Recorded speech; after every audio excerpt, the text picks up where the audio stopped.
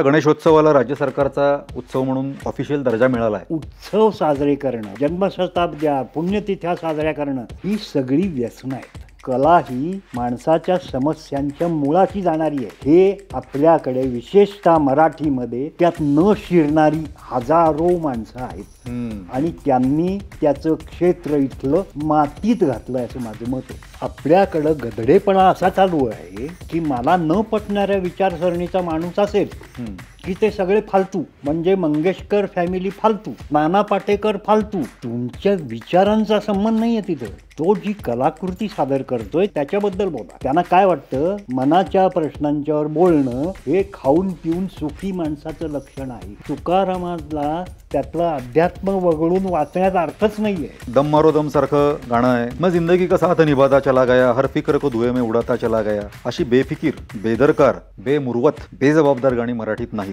मराठी मेंगलट आहे. अभिजात मराठी मिळाली जे सगळ्या ज्या बंडलबाजी चालली ना सध्या, ते या मुख्य गोष्टीकडे दुर्लक्ष करून चाललं. अभिजात मराठी जर तशी व्हायची असेल तर ह्या सगळ्या गोष्टी तपासल्या पाहिजेत. इराण मधल्या तेहरान या राजधानीच्या ठिकाणी 600 नाट्यगृह आहेत आणि तिथे रोज काही ना काही होत असतं. त्या पार्श्वभूमीवर काय वाटतं पुणे या सांस्कृतिक राजधानीबद्दल? ही सांस्कृतिक राजधानी वगैरे काही नाहीये. रसिकाओ नमस्कार, माझं नाव डॉक्टर गिरीश रंगणेकर आणि पॉइंट ऑफ व्ह्यू या आमच्या चॅनलमध्ये आपलं खूप खूप मनापासून स्वागत. आज आपल्या स्टुडिओमध्ये आहेत आदरणीय ज्येष्ठ नाटककार आणि लेखक चंप्र देशपांडे सर. सर खूप खूप स्वागत आहे आपलं आमच्या चॅनलमध्ये. सरांची ओळख करून द्यायची तर सरांची आत्तापर्यंत एकूण 22 नाटकं आणि 23 एकांकिका प्रसिद्ध झाल्यात. 10 कविता संग्रह प्रसिद्ध झालेत. त्यात तब्बल 4000 कविता यांचा समावेश आहे.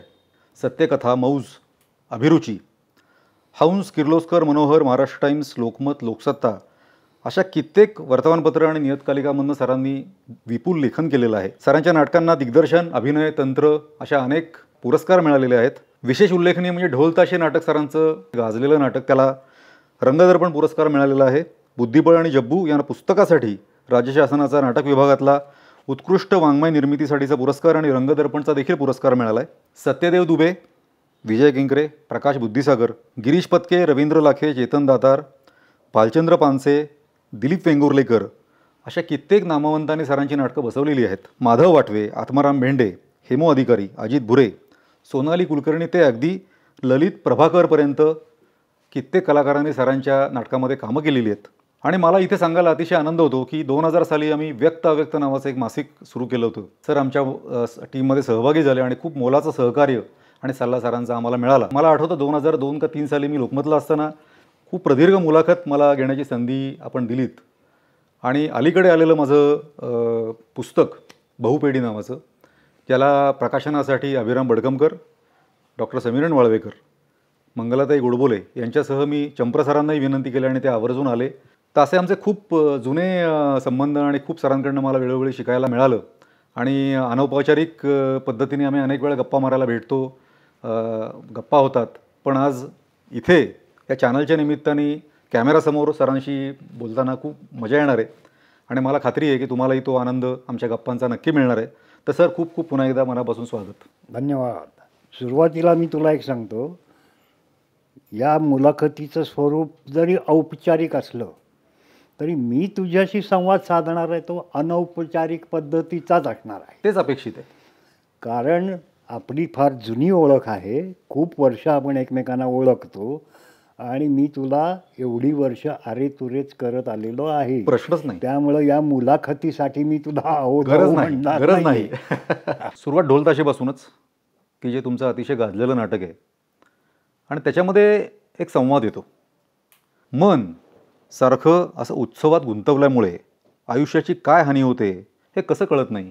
सारखं काही ना काही साजरं करत जगायच्या रोगट पद्धतीला नकार द्यायचा आहे मला. तर आता गणेशोत्सवाला राज्य सरकारचा उत्सव म्हणून ऑफिशियल दर्जा मिळाला आहे. तर काय सांगाल? सरकारचं या गोष्टीकडं पाहण्याचा दृष्टिकोन आणि एखाद्या कलावंताचा, माझ्यासारख्या लेखकाचा पाहण्याचा दृष्टिकोन सारखा असणार नाही. त्यामुळे सरकार ज्या गोष्टींना प्रोत्साहन देतं त्या गोष्टी चांगल्याच आहेत असं म्हणायचं माझ्यावर बंधन नाही आहे. मी माणसाचं मन हे वर्षानुवर्ष पाहत आलो आहे. जसं हस्तरेषाशास्त्र शिकताना माणसं स्वतःचा हात शिकतात हम्म. नेहमी, हम्म. तसं स्वतःचं मन पाहत आणि माणसाच्या बारीक सारीक बोलण्यातनं, हम्म. त्याच्या बारीक सारीक हावभावातनं हम्म. त्याचं मन रीड करण्याचं मला फार वर्षाचं एक अंग आहे म्हणा. हम्म. मनाचं वैशिष्ट्य काय आहे की मन म्हणजे काय असं पाहिलं ना तर ऑक्युपाईड असणं, कशात तरी गुंतलेलं असणं म्हणजेच मन. हम्म. आणि जर तुम्ही गुंतलेलं नसाल हम्म. तर तिथं व्हॉइड आहे, व्हॅक्यूम आहे, पोकळी आहे. हो. आणि त्या पोकळीला मन अत्यंत घाबरतं. हम्म. आणि त्यासाठी मन सारखं कशात ना कशात गुंतलेलं असतं. हम्म. तो माणूस एकटा बसलेला असला तरी गुंतलेला असतो, हम्म. काहीतरी विचार करत असतो. मन थांबलं किंवा ती जर पोकळी कुठंतरी दिसायला लागली तर मन घाबरतं. हम्म. आणि त्या भीतीपासनं पळण्यासाठी जशी व्यसनं आहेत निरनिराळी, दारू म्हणा किंवा ड्रग्स म्हणा, काही ही जशी व्यसनं आहेत, तसं उत्सव साजरे करणं, वाढदिवस साजरे करणं, जन्मशताब्द्या, पुण्यतिथ्या साजऱ्या करणं, ही सगळी व्यसनं आहेत. ही व्यसनं मनाच्या या भीतीतून निघालेली आहेत. हम्म. ही जर व्यसनं बंद केली तर मन घाबरेल, तडफडेल, हम्म. हे बघायला पाहिजे. आणि आपण हे जेवढं वाढवत जाऊ हम्म. तेवढी मनाची ही भीती तीव्र होत जाते. म्हणून ते वाक्य आलेलं आहे की यामुळं मनाचं काय होतं हे तुम्हाला लक्षात कसं येत नाही, कारण माणूस बघतच नाही. हम्म. आपल्या मनाचं काय चाललंय हे बघत नाही. हम्म. कुठल्याही त्याच्या स्वतःच्या समस्या असो, देशाच्या असो, कुठल्याही समस्या असो, हम्म. त्याची कारणं तो स्वतःच्या बाहेर शोधतो. पण मग मन व्हॉइड अवस्थेमध्ये माणसाला सहन होत नाही, मग त्या केसमध्ये तो उत्सवामध्ये गुंतवतो, हे बरोबर आहे का मग? नाही ना, ते गुंतून राहण्याची प्रोसेस तीव्र होते. हम्म. ती तीव्र करण्यासाठीच तो हे सगळे उत्सव, निरनिराळ्या पद्धती, कुठं सिनेमाला जा, कुठं असे सगळे नाना तऱ्हा करतो. आणि ती मनाची जी भीती आहे ती त्यामुळं तीव्र होते. हम्म. आता जे वातावरण आहे, आजच्या जगामध्ये मन गुंतवण्याच्या हजारो पद्धती उपलब्ध आहेत. हो. आता आपण अनेक लेखात किंवा सगळीकडे पाहतो की सारखा मोबाईल, हो. घरात माणसं एकत्र असली तरी ती मोबाईलमध्ये बघत असतात, एकमेकाकडे बघत. याचं कारण सतत ऑक्युपाईड राहणं, सतत गुंतलेलं राहणं, मनाने. ही मनाची गरज आहे. आणि ती गरज आहे ती रोगट गरज आहे, कारण तो स्वतःकडे बघू इच्छित नाही. एक मिनिटसुद्धा ती पोकळी त्याला सहन होत नाही. त्यामुळं होतंय काय की आता आपण जे सारखे लेख येत आहेत, चर्चा होत आहेत की शाळेतल्या मुलांच्यापासून सगळ्यांच्या आत्महत्या कधी कोण करेल सांगता येत नाही आहे. सगळं शिक्षण पूर्ण झालेली मुलं पण आत्महत्या करत आहेत. निरनिराळे स्त्री पुरुष संबंधातले, मुलातले संबंध आहेत. हे इतकं तीव्र होत चाललं आहे. पूर्वी माणसं जगत नव्हती का? जगत होती, पण मनाची ही भीतीचं जे त्याचं वैशिष्ट्य आहे ते अधिक तीव्र करायला सगळा माहोल तयार आहे आणि तो वाढत चाललेला आहे. पण मग आता आपण म्हणतो की मोबाईल ॲडिक्शन वाईट, मग त्या पार्श्वभूमीवर उत्सव बरं आहे की मग? कुठलंही ॲडिक्शन तुम्ही मन गुंतवण्यासाठी वापरताय. एकाकीपणाला एकटं बसवतच नाही आहे. आताची मुलं 10 मिनटं स्वस्थ बसू शकत नाही. ही त्यांना कळत नाही की आपण एका रोगाच्या दिशेने चाललो आहे. अजिबात स्वस्थ बसणं हा प्रकार बंद होत चालला. पण मग उत्सव त्याच्यासाठी उपयोगी आहेत का? उपयोगी म्हणजे दुरुपयोगी आहेत.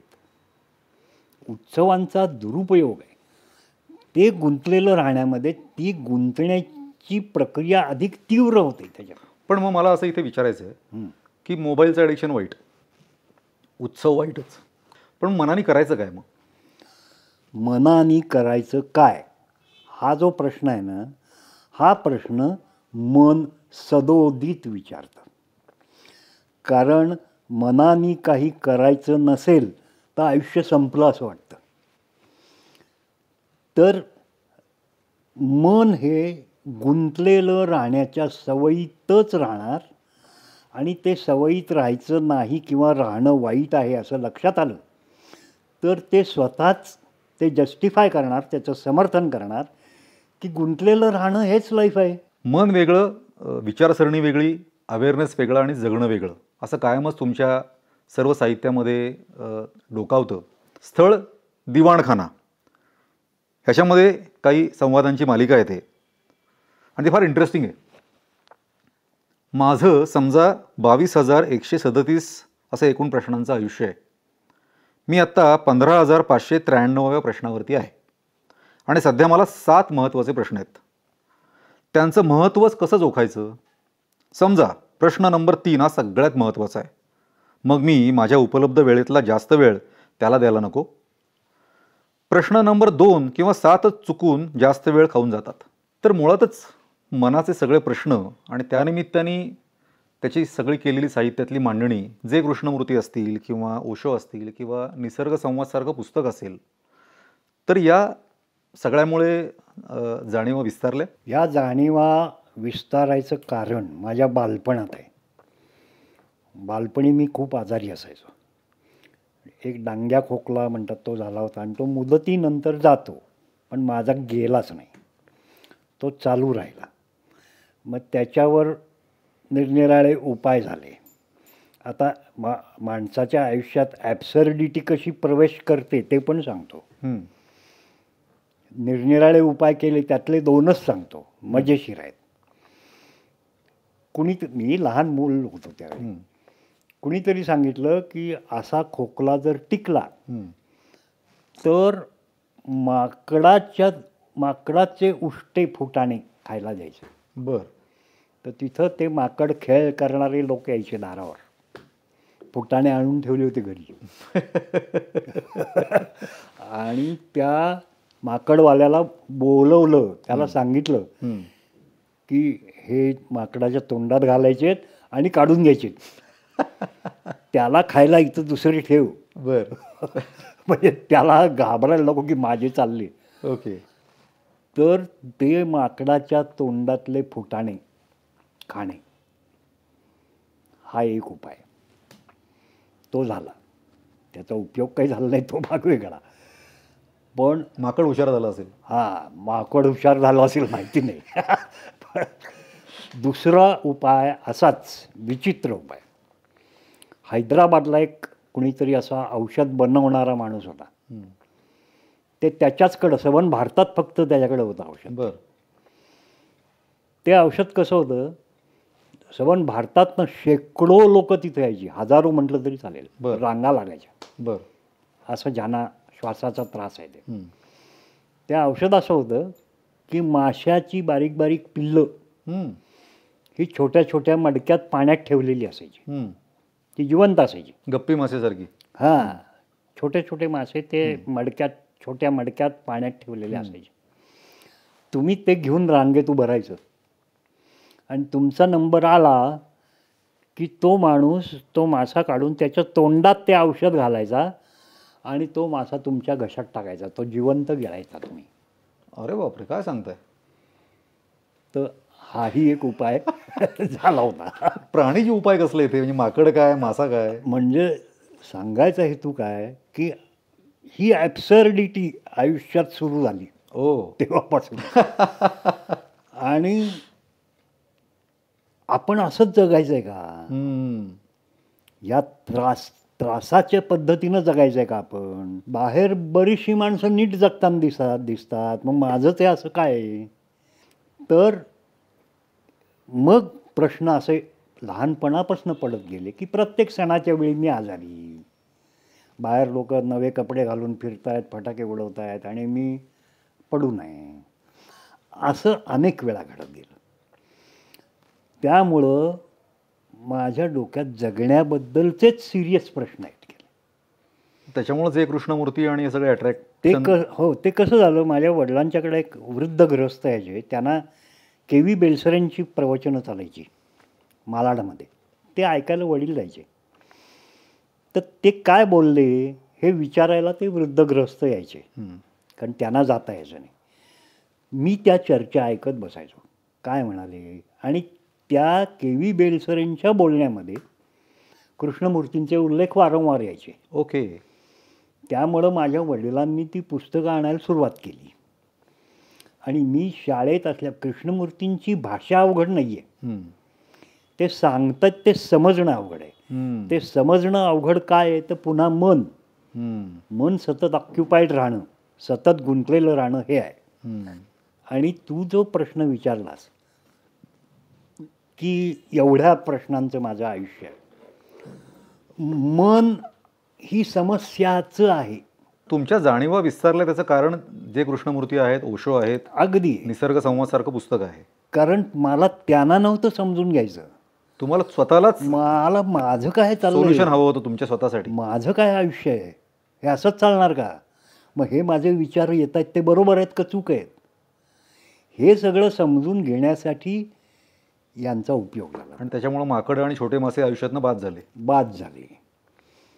मग दुसरी माकडं दुसरे मासे आले आयुष्यात खूप, तो भाग वेगळा. त्याच्याबद्दलही बोलूयात नंतर. तो भाग वेगळा. परंतु मन हे समस्याच असतं. मन समस्येशिवाय असा प्रकार जगात अस्तित्वात नाही. म्हणजे मनाबद्दलच जर सगळं आपण बोलतोय आता, तर त्या अनुषंगानं मन ही दीर्घांग जो आहे त्याच्यामध्ये संवाद येतात. खरं तर मी थकलोय, सतत हा डोक्याचा कारखाना चालूच, याच माइंडनं पुनर्जन्म होईल नकोच वाटतोय, दुसऱ्या जरा चांगल्या माइंडनं चालेल. यशस्वी होणाऱ्या खूप लोकांना माइंड चांगलं मिळालेलं असतं याबद्दल मला शंकाच नाही. मग त्यांचं काय कर्तृत्व.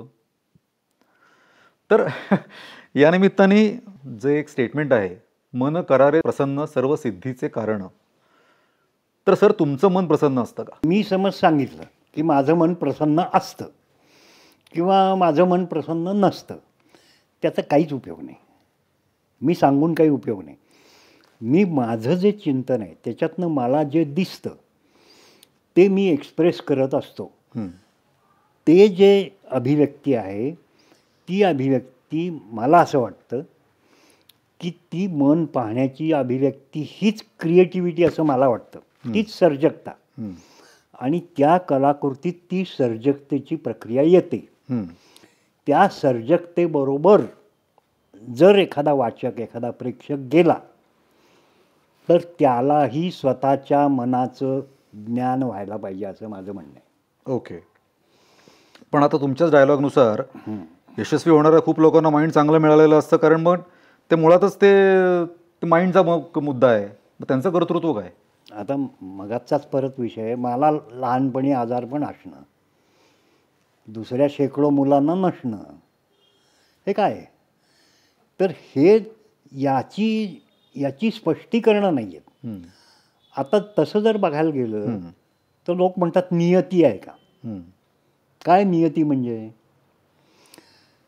प्रत्येक गोष्टीचा सगळ्या गोष्टींच्यावर परिणाम होत असतो. आपण म्हणतो काफकाचा, सार्त्रचा जगावर परिणाम आहे. किती जणांनी वाचलं काफका आणि सार्त्र. तसं नसतं. एका मनामध्ये जर काही क्रांती घडली तर त्या माणसाचं ह्या जगाच्या घाणीला भर घालत राहणं थांबतं. आणि त्याचं जे त्या घाणीबद्दलचं ज्ञान आहे ते त्याच्या वागण्यातनं, बोलण्यातनं, सगळ्यातनं परकोलेट होतं. त्यामुळं जगातली घाण कमी करायला असे सर्जक कलावंत उपयोगी पडतात. नुसतं सामाजिक राजकीय परिवर्तन नाही, हे संबंध मुळात. कला ही माणसाच्या समस्यांच्या मुळाशी जाणारी आहे. हे आपल्याकडे विशेषतः मराठीमध्ये डोक्यात न शिरणारी हजारो माणसं आहेत. आणि त्यांनी कला साहित्याचं क्षेत्र इथलं मातीत घातलं असं माझं मत आहे. ही मुख्य गोष्टच त्यांना समजत नाही. त्यांना एक एक समस्या घ्यावी आणि त्या समस्येचं उत्तर काढावं असं वाटतं. अरे मन हे सतत मालिका लावत असतं प्रश्नांची. तुम्ही एक प्रश्न सोडवायला गेला तर त्याच्याबरोबर दुसरे तयार होतात, किंवा तो प्रश्न सुटला तर दुसरे 10 आधी तयार झालेले असतात. असं सगळं आहे. एका पद्धतीनं ही प्रश्न सुटणार आहेत का. तुझ्या मनाची एक स्थिती आहे, माझ्या मनाची एक स्थिती आहे, पुतीनच्या मनाची एक आहे, त्या युक्रेनवाल्याच्या मनाची आहे, आयातुल्ला खोमेनीची एक आहे, ट्रम्पची तर आहेच आहे वेगळी. ट्रम्पची वेगळीच आहे. आज एक वाक्य आलं ट्रम्पबद्दल की तो सारख्या त्याच्या भूमिका बदलत जातो. हेच मला आवडलेल्या एका कवितेत मी अनुवाद केलेली एक कविता आहे. पीटर शेल्डाल नावाचा कवी आहे. त्याच्या कवितेतल्या ओळीत, बाळगत नाही मी माझी मते काही तासांहून जास्त काळ. क्या बात आहे.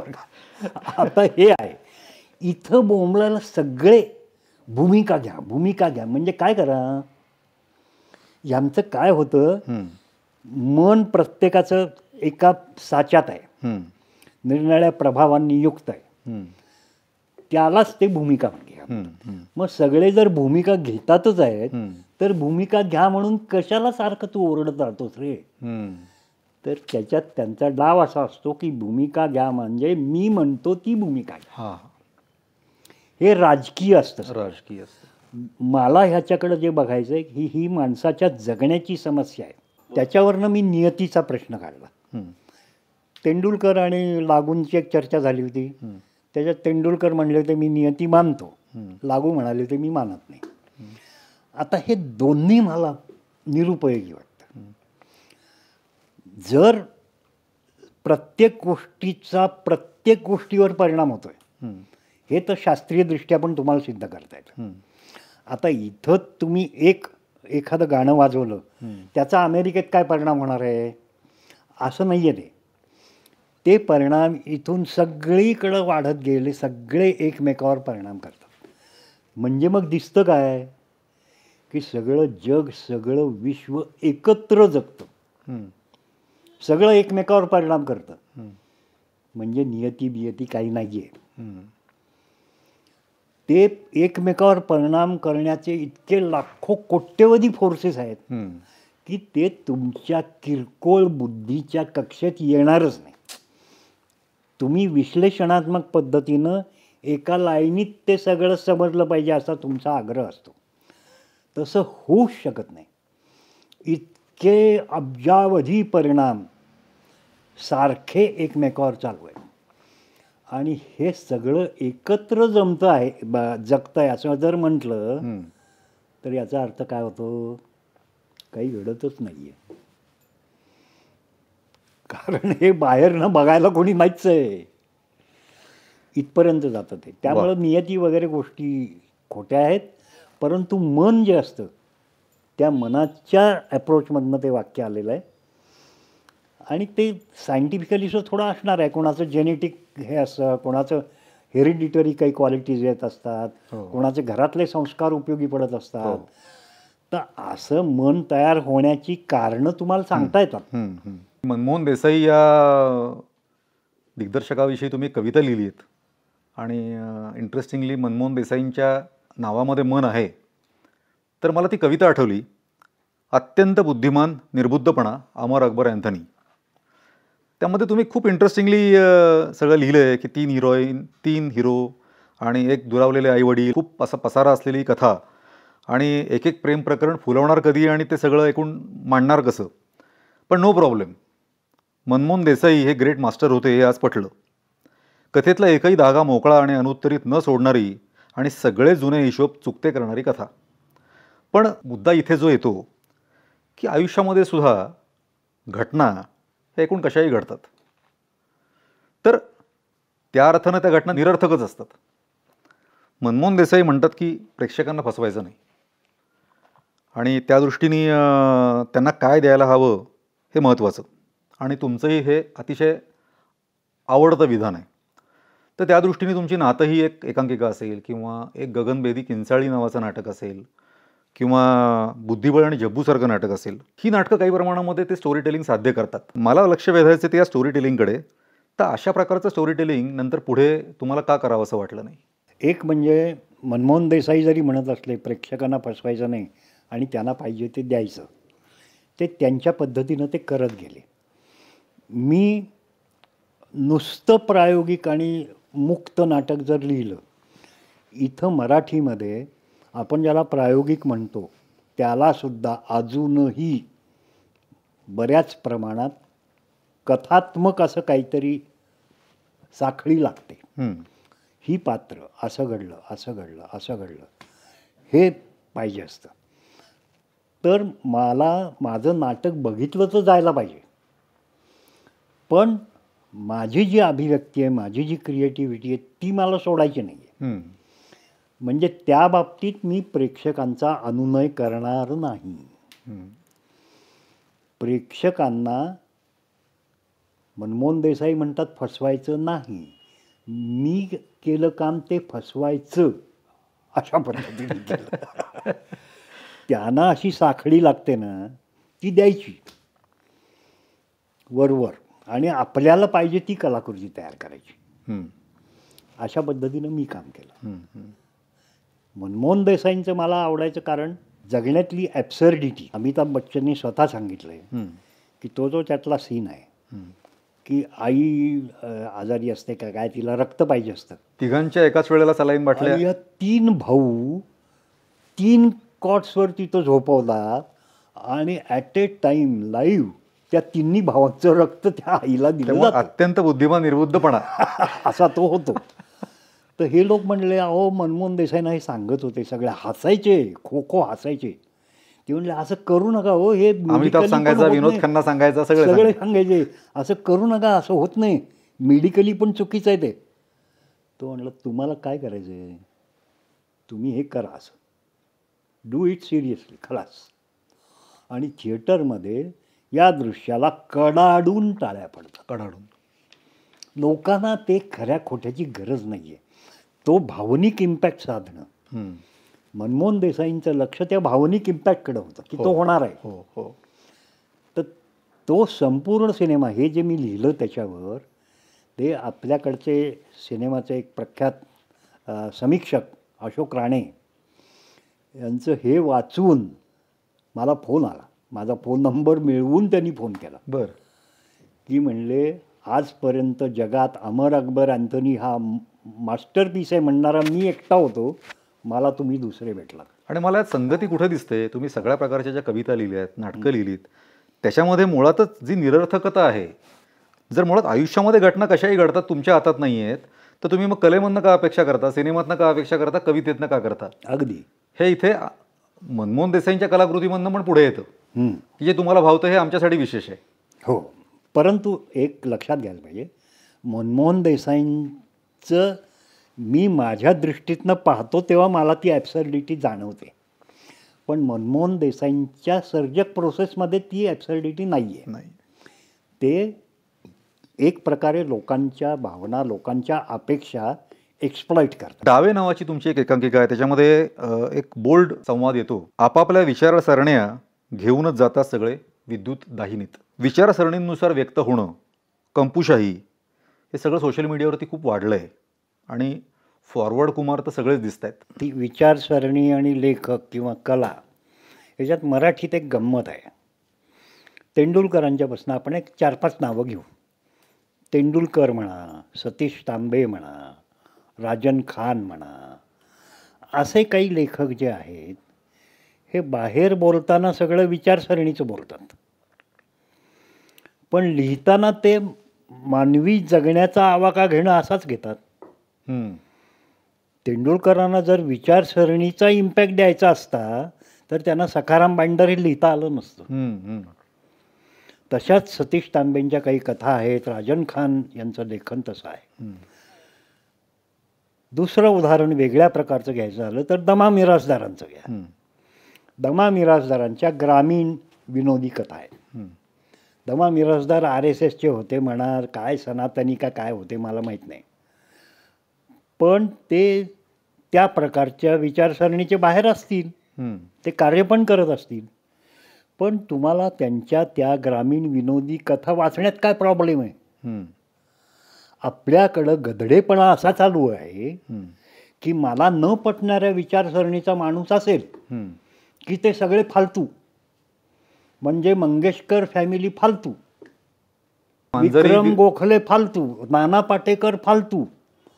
अरे तुमच्या विचारांचा संबंध नाही आहे तिथं, तो जी कलाकृती सादर करतोय तिथं त्याची कला जी सर्जकता सादर करतोय त्याच्याबद्दल बोला. इथं काय झालंय, विचारसरणीचा प्रभाव इतका प्रचंड डोक्यात बसलाय लोकांच्या, की आपल्याला न पटणारा प्रत्येक मनुष्य फालतू. इतके बाळबोध आणि मूर्ख झालीत माणसं इथली, काही कळतच नाही. मुळात कलेतली काही जाण नाही. इथं शिक्षणामध्ये पण ते नाही आहे. कलेतली जाण देण्याची काही सोयच नाही आहे. त्यात परत या लोकांनी प्रचाराने यांनी सगळ्यांना असं भिनवलंय डोक्यावर की विचारसरणी पाहिजे. विचारसरणी पाहिजे म्हणजे मी म्हणतो ती विचारसरणी. एक अतिशय महत्त्वाचं पुस्तक माझ्या आता हातामध्ये आहे, ज्याचं नाव आहे तंबाखूची टपरी. सरांनी अतिशय महत्त्वाचं काम मराठी साहित्यामध्ये केलं आहे आणि त्यामध्ये 58 कवींच्या अनेक कविता आपल्याला वाचायला मिळतात. आणि मला या निमित्ताने मुद्दा मांडायचा तो हा की जगात फक्त आपल्या भारतीय सिनेमामध्ये गाणी असतात. आणि होतं काय की कविता म्हटलं की गाणी, मग ती हिंदी सिनेमातली असतील, मराठी सिनेमातली असतील, आणि त्या गाण्यामध्ये काय असतं तर गेयता असते, यमक असतं. तर मग आपलीसुद्धा कविता, मराठी कविता असेल की कुठली कविता असेल, ती सरदपट राजवरखी बंदिस्त चौकटीमधनंच बघितली गेली. तर याला छेद देण्याचं काम तंबाखूची टपरीनं केलं. या निमित्ताने या संग्रहातली एक कविता आहे एमिली डिकिन्सन, ती मी वाचून दाखवतो. अमेरिकन स्त्री कवी, तिनं एकूण 1800च्या वर कविता लिहिल्या. तिच्या हयातीमध्ये फक्त 10च कविता काहीतरी प्रसिद्ध झाल्या. तिच्या आयुष्यामध्ये स्वतः ती कोणीच नव्हती. कवितेचं नाव आहे मी आहे कोणीच नसणे तू कोण आहेस. मी आहे कोणीच नसणे तू कोण आहेस. तूही कोणीच नसणेच आहेस का. मग तर आपली जोडीच जमली. बोलू नकोस कुठे, लोक जाहिरातबाजी करतील, माहीतच आहे तुला. किती भयंकर आहे कोणीतरी असणं, किती सार्वजनिक, एखाद्या बेडकाप्रमाणे. सतत पावसाळा समजून स्वतःचं नाव रटत राहणं, कौतुक करणाऱ्या दलदलीसमोर. तर मला लक्ष वेधायचं या प्रश्नाकडे की इतकं महत्त्वाचं काम, जगभरातले साहित्यातलं नोबेल प्राईज मिळवणारे कवी आणि पुलित्झर प्राप्त कवी, असे कवी तुम्ही निवडूनसुद्धा त्या मानाने मराठी साहित्य विश्वामध्ये त्याची दखल नाही घेतली गेली. दखल नुसतं माझ्या या समीक्षात्मक किंवा सर्जकतेबद्दलचे जे माझे विचार आहेत, आवर्तनेसारखं पुस्तक आहे, याची दखल इथं घेतली जाणार नाही. किंबहुना माझ्या लेखनाची पण दखल फारशी घेतली जाणार नाही. काही जण घेतील पण फारशी घेतली जाणार नाही याची मला जाणीव आहे. कारण हा सगळा भाषेचा, कलेचा प्रांत इथल्या विचारसरणीवाल्यांनी ठार मारून टाकलेला आहे. त्यांना नवीन काही नको आहे, काय माहिती नाही मला असं का होतं. परंतु त्यांना जगात काय चाललं आहे, माणसाच्या जगण्याचे प्रश्न काय, फक्त सामाजिक आणि राजकीय प्रश्न नसतात. आता एकाकीपणाचा प्रश्न संबंध जगभर आहे, त्याच्यात आत्महत्या होत आहेत. तर हे मनाचे प्रश्न महत्त्वाचे नाही आहेत का. पण या विचारसरणीवाल्यांना ते महत्त्वाचे नाहीत. त्यांना काय वाटतं, मनाच्या प्रश्नांच्यावर बोलणं हे खाऊन पिऊन सुखी माणसाचं लक्षण आहे.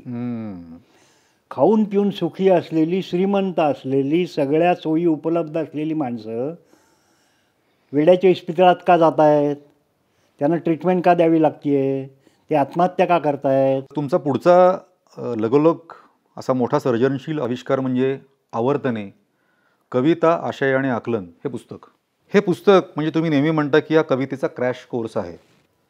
तुम्ही यात लिहिलेली प्रस्तावनाच तब्बल 100 पानाची आहे. तुम्ही 100 पानी प्रस्तावनेमध्ये खेदानं म्हणता की तुकारामाचा अभंग म्हटलं की त्यातले शब्द लक्षात न घेताही आपण डोलायला लागतो. तुकारामाच्या रिकामिक किंवा मागे पुढे अवघा दिसे रीता ठाव याला आपले विद्वान आध्यात्मिक म्हणून सोडून देतात आणि सार्थरच्या नथिंगनेस पुढे गुडघे टेकतात. हाही एक सोयीस्करपणा आहे. याबद्दल काय सांगाल. अर्थात परवा मी एका ठिकाणी म्हटलं की हे माझं वाक्य नाही, नट हा ॲथलीट फिलॉसॉफर असावा, म्हणजे खेळाडू आणि तत्त्वज्ञ असावा. तर कुणीतरी सुरू केलं की तत्त्वज्ञ असायची काय गरज आहे. आता काय असतं की चांगली कला जी समजली जाते, कवी व्हायला तत्त्वज्ञ असायची गरज नाही. कवी हा कविता लिहू शकतो. आत्तासुद्धा हजारो लोक फेसबुकवर पण कविता लिहित आहेत. कविता लिहायला नाही गरज रे. चांगली लोकांना काहीतरी स्वतःचं जगणं समजेल अशी कविता लिहायला तत्त्वज्ञाची गरज आहे. तुकाराम ज्ञानेश्वर कवीच होते ना, पण शिवाय तत्त्वज्ञ होते. आज खूप लेखक, खानोलकरांसारखा लेखक, तो काही तत्त्वज्ञानाची पुस्तकं नाही लिहित. पण ते आपले माणूस तुकारामांना आध्यात्मिक म्हणून सोडून देतात आणि सार्त्र पुढे गुडघे टेकतात. याचं कारण सार्त्रचं इथं मुळात फारसं कोणाला माहिती नाही. ते गुडघे टेकले तरी कोणाला माहीत नसतं. पण आध्यात्मिक म्हणून का सोडून द्यायचं? तर हे सगळे भूमिकावाले, विचारसरणीवाले जे लोक आहेत ना, त्यांना माणूस हा फक्त बौद्धिक साच्यामध्ये, मानसिक साच्यामध्येच जगतो या निष्कर्षानं जगणारी माणसं आहेत ही सगळी. त्यामुळं ह्यांच्या आयुष्यात जर अशी वेळ आली की दुःखाचा झटका झेपत नाही आहे, की हे कोलमडून पडणार. हे विचार नाही करणार, हे पाहणार नाही की माझ्या मनाचं काय चाललं आहे. हे पाहायचंच नाही, ते ऑटोमॅटिक घडणार हे गृहीत धरलेलं आहे. त्यामुळं ते सार्थचं जरी सोडून दिलं तरी तुकारामाला त्यातलं अध्यात्म वगळून वाचण्यात अर्थच नाही आहे. त्याचं संपूर्ण लेखन हे माणसाच्या मानसिक समस्या आणि माणसालाचं दुःख या विषयावर आहे. आता गौतम बुद्धांनी समजा दुःखमुक्ती सांगितली, तर ते दुःखमुक्ती सोडून बाकीचा गौतम बुद्ध म्हणजे काय? असं होत नाही. तर इथं काय झालं आहे, हे लोक असं का कसरती करतात? तर त्यांना माणूस हा फक्त वैचारिक साचा, मानसिक साच्यानी जगतो हा निष्कर्ष स्वीकारलेला आहे. हा निष्कर्ष बरोबर आहे का हे चॅलेंज करत नाहीत कधी. आणि ह्या निष्कर्षानं जगल्यामुळं आपलं काय काय होतंय हे पण ते बघू इच्छित नाही. आणि मग माझे निष्कर्ष आहेत तसे तुम्ही पण जगा, असं झाल्यामुळं एकमेकावर दबाव, संघर्ष सगळे सुरू होतात. तर तुकारामाला त्याच्यातल्या अध्यात्माशिवाय तुकाराम वाचणं म्हणजे गदडेपणा आहे. तुमचे जगणे विस्कटलेले, असंबद्ध, भरकटलेल्या विचारांचे आहे, तर तशी कविता लिहिण्याची हिंमत का नाही करत तुम्ही? अमूर्त चित्रात जर अमुक आकार वा दृश्य ओळखता येण्याची गरज नाही आहे, तर कवितेत तसा विचार वा अनुभव ओळखण्याची गरज काय? असं देखील तुम्ही आवर्तनेमध्ये म्हणता. इथे एकेका ओळीचा अर्थ सांगत जाण्याचं बीजगणित नाही करायचं. कविता म्हणजे काही शब्दकोडी नव्हेत. कणाकणाचा अर्थ सांगत बसण्याचं पाप मी करणार नाही. मेलेडी खाओ और खुद जान जाओ. आवर्तनेमध्ये तुम्ही मराठीतले महत्त्वाचे कवी प्रस्तुत केलेत आणि त्याचा अतिशय उत्तम रसग्रहण या निमित्ताने झालेलं आहे. चांगली समीक्षा ही आस्वादक समीक्षा असते. नुसती औपपत्तिक म्हणजे थिओरिटिकल खूप सांगत बसला ते सगळ्यांना उपयोगी नाही. वाचकांना सुद्धा त्या सर्जक प्रक्रियेचं ज्ञान, भान जर द्यायचं असेल तर ती आस्वादक समीक्षा असायला पाहिजे. या दृष्टीनं माझ्या मते मराठीतले माधव आच्वल हे चांगले समीक्षक होऊन गेले. त्यांचं जास्वंद हे पुस्तक चांगलं आहे. मराठीमध्ये सगळी कविता ही प्रतिक्रियावादी आहे. माझी सुखदुःख, मला काय वाटतं, माझी मतं काय आहेत, माझं कुणीतरी जवळचं वारलं तर त्या आठवणींनी मी कसा कासावीस होतो, हीच कविता आहे मराठीत. हे संबंध इथं जे विचारसरणीचा आणि याचा माहोल, भूमिकेचा माहोल जो उभा केला, त्यामुळं सगळ्या सर्जकतेचं इथं नाश होतो आहे. हे सगळं त्यांना चालतं आहे. या पलीकडं कलेत काही असतच नाही असं त्यांचं म्हणणं आहे, कारण ते जगात काय चाललं आहे बघतच नाही. त्यांना रवींद्रनाथ टागोर नाही चालणार, शेक्सपियर नाही चालणार, कालिदास नाही चालणार, इतर जगातले मोठमोठे कवी नाही चालणार, आंद्रे ब्रिटन नाही चालणार. काय तुम्ही करणार? निकॅनोर पारा नाही चालणार, कारण वाचायचंच नाही आहे. आपलं ठरलेलं आहे या झापडमध्ये सगळं घडलं पाहिजे. आणि इथं मराठीतल्या लोकांनी ठरवलेलं आहे की या झापड लावलेल्या एवढ्याच क्षेत्रात कला घडली पाहिजे. आता आपल्याकडे मी परवा एकाच्या बोलण्यात ऐकलं, खरं खोटं आता तपासावं लागेल. त्यांचं म्हणणं, त्या शिक्षण क्षेत्रातली व्यक्ती आहे, त्यांचं म्हणणं अरुण कोलटकर आणि दिलीप पुरुषोत्तम चित्रे हे कवी अवघड आहेत म्हणून अभ्यासक्रमातच लावायचे नाहीत. हे कवी न वाचता इथली मुलं जर BA MA PhD होणार असतील तर कसली दगडाची समीक्षा करणार आहेत हे लोक. यांना कुणाला इंटरेस्टच नाही आहे असं आता माझं मत होत चाललं आहे. यांना कलेत बिलेत काही इंटरेस्ट नाही आहे. त्यातून व्यावहारिक गोष्टी ज्या साध्य होतात त्या साध्य करायच्या. असा पॅशनवाला कुठं दिसतच नाही आहे की त्या पॅशननी काम करतोय कलेबद्दल, की कला ही संबंध माणसाच्या जगण्याबद्दल आहे असं बघतच नाही आहे कोणी. आवर्तनेमध्ये म्हणजे अलीकडचे अगदी प्रणव सखदेव असतील, रवी लाखे असतील, संजीव खांडेकर असतील, नामदेव ढसाळ, गणेश विस्पुते, राहुल पुंगलिया असे अनेक कवी तुम्ही, पुशी रेगे आहे, दिलीप चित्रे आहेत, बासी मर्डेकर, आरती प्रभू आहेत, अरुण कोलटकरांचं बोललोच आपण. पण कुसुमाग्रज असतील, विंदा करंदीकर असतील, वसंत बापट असतील, मंगेश पाडगावकर असतील, अशा कवींचा आणि त्यांच्या कवितांचा उल्लेख नाही आहे. तर काय सांगाल? एक म्हणजे नुसतं कौशल्य, थोडीफार बहुश्रुतता, भाषेवर थोडंफार प्रभुत्व आणि बाकी कौशल्य यांनी कवी होतो, परंतु तो चांगला कवी होत नाही. कुसुमाग्रजांचं एक बोलतो त्याच्यात बाकीचे सगळे आले. कुसुमाग्रज हे माझ्या मते गणेशोत्सवात जसं विविध गुणदर्शन असतं तसे कवी आहेत. ते नास्तिकही लिहितात, आस्तिकही लिहितात, पाठीवर थापही मारतात, प्रेमगीतही लिहितात, युद्धगीतही लिहितात, सगळंच लिहितात. ही व्यक्ती कुठल्याच गोष्टीबद्दल गंभीर नाही आहे. एकूण जगातले जर मोठमोठे कवी पाहिले, आपल्याकडचे जर चांगले कवी पाहिले तर ते जगण्याबद्दल एक गांभीर्यानं लिहित होते. तसं गांभीर्यानं लिहिणारे कोण आहेत? आता मर्ढेकर हे अलीकडच्या काळातले आपण म्हणतो. मी त्या पुस्तकात स्वच्छ लिहिलेलं आहे की सगळ्या मर्ढेकरांच्या कवितांमधून मला चांगली वाटणारी एकच कविता निघाली, ती मी घेतलेली आहे. होय. बरं, दुसरे जे कवी घेतलेत ते सगळे कवी चांगले आहेत असं मी माझं म्हणणं नाही, ते स्पष्ट केलंय मी. त्यांची ही कविता चांगली आहे. ती का चांगली आहे होय, याची कारणं दिलेली. नक्कीच. तुम्ही भरपूर दीर्घ कविता लिहिल्यात, गद्य कविता म्हणूयात त्याला. एकूण 57 गद्य कविता औट घटकेचं राज्य या कविता संग्रहामध्ये आहेत. त्यातली गाणी ही कविता विशेष लक्षवेधी, आणि त्याच्यामधला आशय असा आहे की गाणी बदलल्याशिवाय मराठी चित्रपटाला हिंदी चित्रपटाची बरोबरी नाही करता येणार. तर आपण ती कविता, त्यातले काही ओळी इथे वानगी दाखल बघूयात. त्याच्यामध्ये दम मारो दमसारखं गाणं आहे. दुनिया ने हमको दिया क्या, दुनिया से हमने लिया क्या, हम सबकी परवाह करे क्यों, सबने हमारा किया क्या, दम मारो दम, मैं जिंदगी का साथ निभाता चला गया, हर फिक्र को धुए में उडाता चला गया, वगैरे वगैरे वगैरे. तर सर असं लिहितात त्या गद्य कवितेमध्ये, अशी बेफिकीर, बेदरकार, बेमुरवत, बेजबाबदार गाणी मराठीत नाहीत. मराठी मेंगलट आहे. इथं फक्त फुकटचं शौर्य, बालिश तत्वशीलता आणि स्वप्नाळू आत्ममग्नता चालू असते. इथं एकतर चिंधड्या उडवीन राई राई एवढ्या किंवा शुक्र तारा मंदवारा चालू असतो सतत. जगाच्या कल्याणा संतांच्या विभूती म्हणजे आपणच असं समजून उत्साहात जगत असतात सगळे.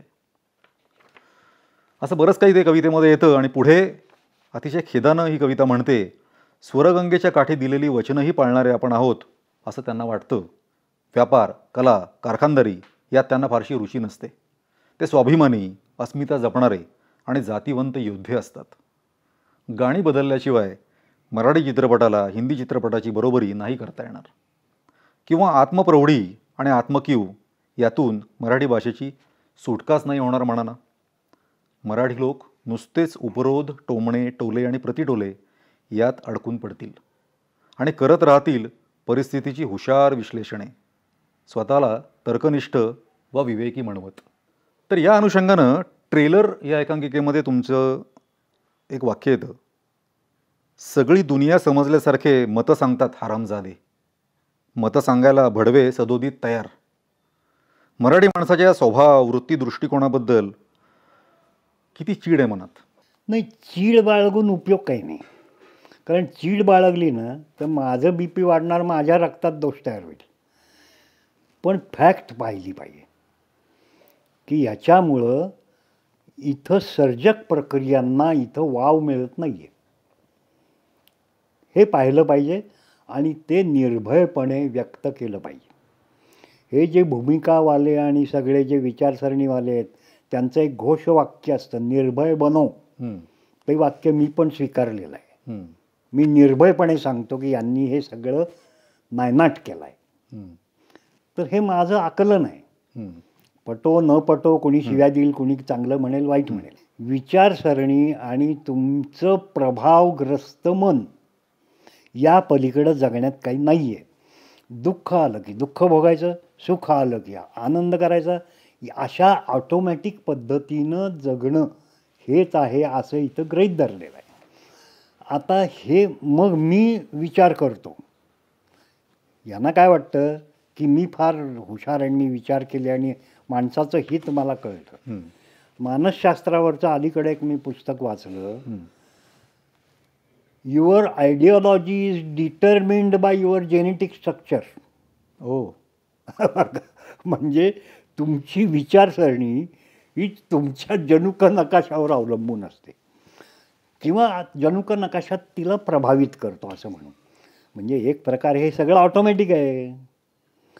मग या ऑटोमॅटिक गोष्टी माझ्या आहेत अशा अस्मिता बाळगून एकमेकांचे मुडदे पाडण्यात अर्थ काय? आणि माणसं त्याच्यातच अडकली आहेत. मग आता होतं काय, हिंदी जे चित्रपट आहेत त्यांचं सगळं फील्ड व्हेरीड आहे. म्हणजे एक्सपान्स जास्त आहे, विस्तार आहे. मराठी याच्यापेक्षा विस्तार जास्त आहे. आता हे लोक म्हणतात मराठी चित्रपट चांगले असतात वगैरे, असं काही डेप्थचं फिलॉसॉफिक माइंडनं काढलेला पिक्चर मराठीत नाही आहे. आहेत बरे, ठीक आहे, पण असं बरं त्याला पैशामुळं होतं का? तसंही नाही आहे.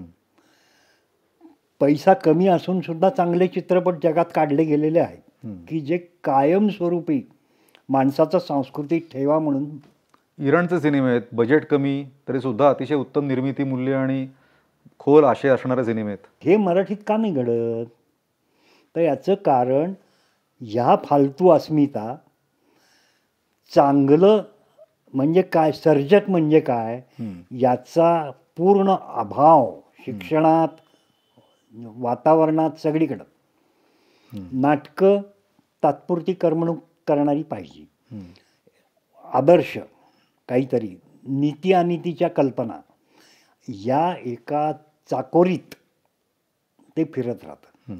म्हणजे आपण दाक्षिणात्य सिनेमे जर पाहिले त्याच्यामध्ये जो क्राईम आहे, जी गुन्हेगारी आहे, तशी गुन्हेगारी मराठीत दाखवली तर खोटी वाटेल.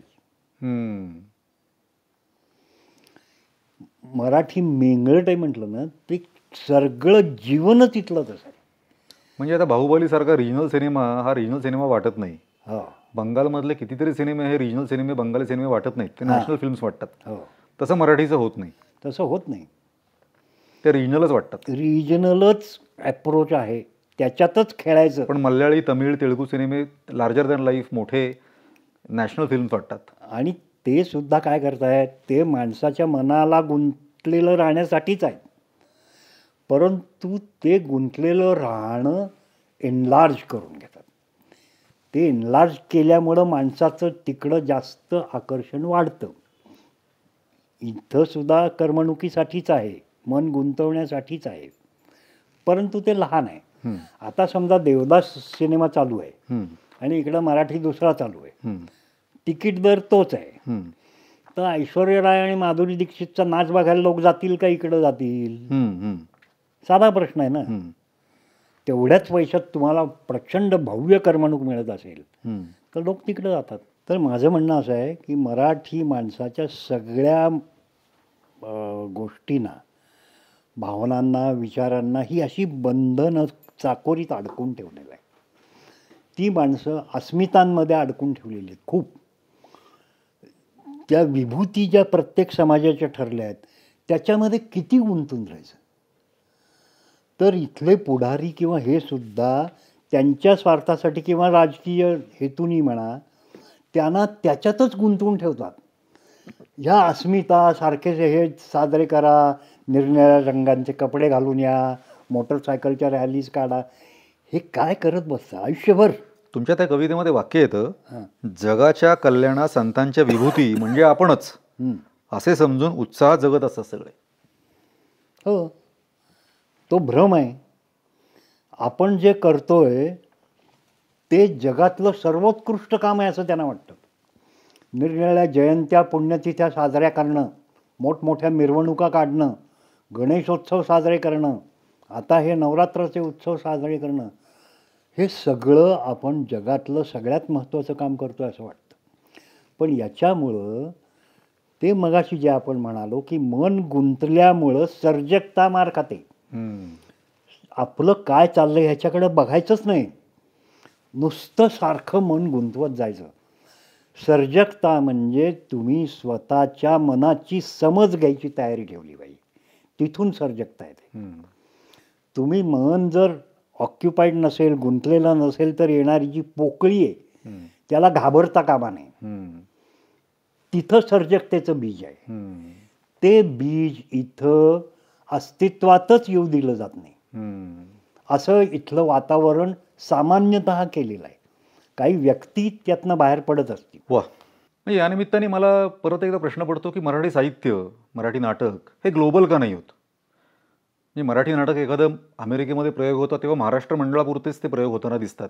जगभर कुठे मराठी नाट्य महोत्सव होतोय किंवा मराठी नाटक, भारतीय नाटक असं जगभरामध्ये सादर होतंय असं होत नाही. काही नाटकं गेली, परंतु होतं काय, पुन्हा तेच की इथं सगळ्या कलेचं, सर्जकतेचं जे क्षेत्र आहे ते दबवून टाकलेलं आहे. इथं निरनिराळ्या कलेच्या क्षेत्रामध्ये अधिकाराच्या जागेवर विशिष्ट विचारसरणीचे लोक आहेत. बक्षिसं कोणी द्यायची, त्या सेमिनार कोणी घ्यायचे, कुठल्या विषयावर घ्यायचे, त्या सेमिनारमध्ये बोलायला कोण येणार, अभ्यासक्रम कसे ठरवायचे, अभ्यासक्रमात पुस्तकं कशी घ्यायची, याचा अभ्यास केला पाहिजे. हे अभिजात मराठी मिळती जे सगळ्या ज्या बंडलबाजी चालली आहे ना सध्या, ते या मुख्य गोष्टीकडे दुर्लक्ष करून चाललं.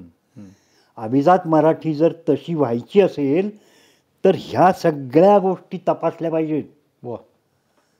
तर त्या अभिजात शब्दाला काहीतरी अर्थ आहे. तुम्ही जेव्हा सर्जकताच मारून टाकता तेव्हा अभिजात शब्दाला अर्थ राहत नाही, शून्य किंमत. हे खरोखर खेदोत्पादक आहे. आज पुणे ही महाराष्ट्राची किंवा भारताची सांस्कृतिक राजधानी म्हटलं जातं. मगाशी इराणी सिनेमांचा उल्लेख आला आणि माजिद माजिदी अतिशय श्रेष्ठ दिग्दर्शक आहे, त्याचे चिल्ड्रन ऑफ हेवन सिनेमे आपण बघितलेले आहेत. तर याच इराणमधल्या तेहरान या राजधानीच्या ठिकाणी 600 छोटी मोठी सांस्कृतिक कार्यक्रम करता यावा अशी ठिकाणं आहेत, नाट्यगृह आहेत आणि तिथे रोज काही ना काही होत असतं. त्या पार्श्वभूमीवर तुम्ही पुण्याकडे कसे बघता? ही सांस्कृतिक राजधानी वगैरे काही नाही आहे. इथं सुद्धा प्रायोगिक थिएटर 2-3 आहेत आणि त्याच्यात सुद्धा तुम्ही फोन करून लोकांना बोलवावं लागतं बऱ्याच वेळा. ज्या लोकांनी त्यांचं एक स्ट्रक्चर तयार केलं आहे की त्यांना मेसेजेस पाठवायची वगैरे, ठराविक त्यांचा ऑडियन्स तयार केला आहे, अशा 2-4 लोकांच्या नाटकाला प्रेक्षक येतात. परंतु ज्यांचे असे सगळीकडे संपर्क नाही आहेत त्यांची नुसती जाहिरात बघून येत नाहीत. बनचुके जे लोक आहेत ते सुद्धा त्यांना घरी फोन केला तर येतात, नाहीतर येत नाहीत. आता अलीकडं थोडंसं वयामुळं जात नाही, नाहीतर मी जाहिरात बघितली, मला बघायचं नाटक, मी जायचो.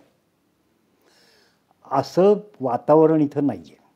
आणि दुसरी गोष्ट, जे काय चालू आहे, एक तर आता परदेशातली अनुवादित नाटकं काय काय येत आहेत, ती परदेशातली अनुवादित नाटकं खरोखर त्या दर्जाची आहेत का हा प्रश्न आहे. आणि दुसरी गोष्ट अशी आहे की अभिवाचनाचे कार्यक्रम खूप वाढत चालले. याचं कारण तो खर्च परवडत नाही आहे, तेवढी माणसं मिळत नाही आहेत. सगळ्यांची इच्छा अशी आहे की मला सिरियलमध्ये जायचं आहे. एखादं नाटक तुम्ही 1-2 महिने तालमी करून बसवलं तर पुढच्या प्रयोगांना ही माणसं येतीलच असं नाही आहे. म्हणजे त्या कलेबद्दलची पॅशनच नाही आहे. तुमचं लक्ष जर त्या सर्जकतेकडे असेल ना हम्म, तर बाकीच्या गोष्टींचं महत्त्व तुम्हाला राहत नाही. हम्म, तुम्ही जर जे काय तुम्ही करताय ते त्या पॅशननी त्या प्रेमाने करत असाल ना तर त्यातनं तुम्हाला काय मिळणार आहे याला महत्त्व राहत नाही. हम्म, हम्म. पण इथं ते वातावरण नाही आहे. अनेक दृष्टींनी ते वातावरण दबवलं गेलेलं आहे आणि 9-10 कोटी मराठी लोक आहेत म्हणतात. हम्म. तर ही नाटकं बघायला मी म्हणतो व्यावसायिक नाटकं एक ठीक आहे, जे जातील ते जातील, तिथं ग्लॅमरचा भाग आहे, भरत जाधव आहे का प्रशांत दामले आहे का ते बघतील. परंतु प्रायोगिक नाटकांमध्ये तर तुम्ही ग्लॅमर नाही शोधत ना. बरोबर आहे. मग ती बघायची असं ऑडियन्स किती आहे हम्म, 9 कोटी लोकांमध्ये. बरोबर आहे. बरं नवसाक्षर लोकही खूप वाढले म्हणतात, हो. पर्सेंटेज वाढलंय, हम्म, पण मग प्रेक्षकांचं वाढलंय का पर्सेंटेज? पुस्तकं कुठली वाचली जात आहेत, कुठली खपतायत, याच्यावर काही लक्ष नाही आहे. याचं कारण असं आहे की जर मगाशी म्हटलं तसं अभ्यासच मुळात कच्चा आहे. PhD झाला तरी त्याला अरुण कोलटकर माहीत नाही, चित्रे माहिती नाही, तर हे काय करणार काम भाषेचं? हो. असं सगळं वातावरण इथं तयार झालेलं आहे. हम्म, हम्म. त्यामुळं पुण्यात सुद्धा नाटक वगैरे या गोष्टी एका लेव्हलच्या आहेत, हम्म. फार ग्रेट काही नाही आहे. नाही, हे सगळं तर आहेच, पण मला असं वाटतं याबरोबरीला सगळ्या जगाला जो करमणुकीचा कॅन्सर झाला आहे त्याचाही काही रोल यामध्ये असणार. म्हणजे आजचा पुस्तकाचा वाचक हा मोबाईलचा प्रेक्षक झाला आहे, तर काय सांगाल? नुसती करमणूक म्हणजे सिनेमा आणि संगीत किंवा हेच नाही, धर्मसुद्धा करमणुकीचं का हे झालेलं आहे क्षेत्र. हम्म, प्रत्यक्ष धर्म समजून घेऊन वागणारा एकही माणूस नाही आहे, हम्म, पण त्या धर्माचं एक गट तयार होणं, हम्म. त्याच्यात एकत्र येणं, त्याच्यात अस्मिता दाखवणं, हे सुद्धा सगळे करमणुकीचेच प्रकार आहेत. हम्म. मन आपल्याला सिक्युअर वाटेल, सेफ वाटेल, सुरक्षित वाटेल अशा पद्धतीनं सारखं गुंतलेलं ठेवायचं. तर ही गोष्ट तू म्हणतोस ती अगदी बरोबर आहे की आपलं जर काम सोडलं, ऑफिसमधलं म्हणा, कोणी लॅबोरेटरीत काम करत असेल, कोण काय करत असेल, तेवढं सोडलं तर बाकी सगळी करमणूक चालू आहे. आणि त्या करमणुकीच्या ह्याच्यामध्ये बराचसा भाग असा असतो की भावनिक प्रसंग असतात, ॲक्शन रिॲक्शन्सचा खेळ असतो आणि त्या तीव्र असतात. हम्म, तीव्र असल्या भावनिक घटना किंवा हे की माणसाला करमणूक चांगली होते. हम्म, त्या तीव्र भावनिक सारख्या गोष्टींची सवय लागते हम्म. आणि माणसं जास्त भावनिक आणि स्वतःच्या सगळ्या प्रतिक्रियांना तीव्र अभिव्यक्ती द्यायला लागतात. हम्म, मला राग आला, अरे तुला राग आला मग काय एवढी महत्त्वाची गोष्ट आहे. हम्म, हम्म. पण लोकांनी उत्स्फूर्तपणे नाश केला, हम्म, ही वाक्य आपण आता नेहमी ऐकतो. हम्म, तर उत्स्फूर्तपणे नायनाट करणं, हम्म, उत्स्फूर्तपणे बुद्धमूर्ती फोडणं, हम्म. हे सगळे जे प्रकार आहेत याचं मूळ एक आहे. इथं काय वाटतंय की हे विचार असले की सगळं जगाचं भलं होणार आहे. हम्म, मग हे विचार जाऊन तुम्ही पुतीनला पटवून द्या, नेतान्याहूला पटवून द्या, हम्म, असं होत नाही. प्रत्येकाचं साचा वेगळा आहे. हम्म. तुम्ही इथं म्हणताय, मग इथं म्हणताय म्हणजे तुमच्या कुठल्या तरी गटाचं किंवा असं, मी असं म्हणत नाही की न्याय अन्याय नसतातच, हम्म. काही अन्याय दूर होण्यासाठी त्या चळवळींचा उपयोगही होत असेल, होतो. परंतु हेही तुम्ही लक्षात घेतलं पाहिजे की हे अन्याय होण्याची, एकमेकाला दडपण्याची, माझं वर्चस्व प्रस्थापित करण्याचं मूळ कुठं आहे? ती काही माणसाशी आकाशातनं पडत नाहीत, ते मूळ तुमच्या जगण्यात, वागण्यात, मनात आहे.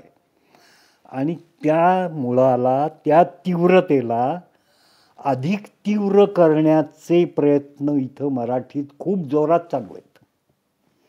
त्यामुळं आपली मनं अधिक रोगट करण्याचं काम इथं चालू आहे. मन सतत गुंतून राहिल्यानं सर्जकतेला बाधा येते. हे फार महत्त्वाचं स्टेटमेंट तुम्ही केलं. आम्हाला असं वाटतं तुमचं हे लिखाण जर तुम्ही इंग्रजीमध्ये केलं असतात किंवा मराठी तर इतर कुठल्या भाषेमध्ये केलं असतात आणि तुम्ही युरोपमध्ये असतात किंवा अमेरिकेमध्ये असतात तर तुम्हाला साहित्यातलं पुलित्झर, साहित्यातलं नोबेल हे नक्की मिळालं असतं. कदाचित ह्या AI मुळं वाङ्मय निरनिराळ्या भाषांमध्ये जाईल पण, आणि कदाचित तशी पारितोषिकं मिळणं वगैरे पण घडेल. पण माझ्या दृष्टीने कलेचं आणि साहित्याचं काम काय आहे? मला अकॅडमी मिळाली पाहिजे, मला ज्ञानपीठ मिळालं पाहिजे, मला सरस्वती सन्मान मिळाला पाहिजे, हे नाही. मिळेल नाही तर न मिळेल, कारण हे इथल्या टोळ्या, इथले रेकमेंड करणारे लोक या सगळ्यांच्यावर ते अवलंबून आहे. त्यामुळं ते मिळणं हे माझ्या कलेचं काम असू शकत नाही. माझ्या कलेचं किंवा साहित्याचं काम काय, तर जे ते निर्माण होताना जी सर्जक प्रक्रिया घडली त्या सर्जक प्रक्रियेच्या संपर्कात आणखी काही व्यक्ती येणं, ते घडलं की माझ्या कलेचं काम झालं. निकॅनोर पारा हा जो स्पॅनिश कवी आहे तो 103 वर्ष जगला. सगळेच कवी त्या तंबाखूच्या टपरीमधले जे आहेत ते आम्हाला तुमच्यामुळे बरेचसे माहिती झाले. तो कवी 103 वर्ष जगला आणि तुम्ही उपहासाने म्हणलात की मी त्याचा रेकॉर्ड तर काही मोडणार नाही, पण 102 वर्ष मला आयुष्य मिळावं. तर आम्ही सर्व रसिक प्रेक्षक आपल्या दीर्घायुष्यासाठी प्रार्थना करतो. मी आभार मानतो तुम्ही वेळ दिलात आणि तुम्ही असंच चांगलं सर्जनशील काम, चांगलं लेखन अजूनही करावं अशी अपेक्षा व्यक्त करतो आणि थांबतो. धन्यवाद.